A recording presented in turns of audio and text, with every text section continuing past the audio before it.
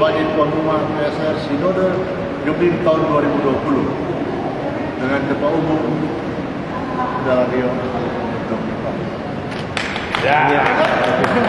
Di Provinsi Sulawesi Utara dengan ini menyatakan mendukung wilayah Manado, Malalayang, dan Malalayang Timur sebagai tuan rumah Pesta Seni Remaja Sinode Gemim tahun 2020 dengan Ketua Umum Rio Alexander Dondokambe.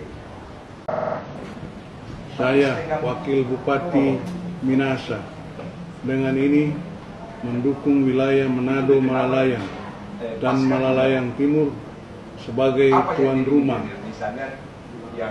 PSR Sinode Gemim tahun 2020 dengan Ketua Umum Rio Alexander Dondokambe.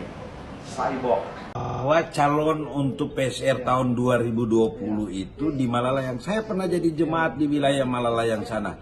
Saya dukung jemaat wilayah Malalayang untuk menjadi tuan rumah tahun 2020.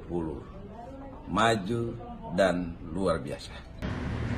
Saya Elsie Mongin Sidi, pemimpin cabang utama PT Bank Sulut Go, siap mensupport wilayah Manado Malalayang dan Manado Malalayang Timur sebagai tuan rumah PSR Sinode Gemim tahun 2020. Sukses!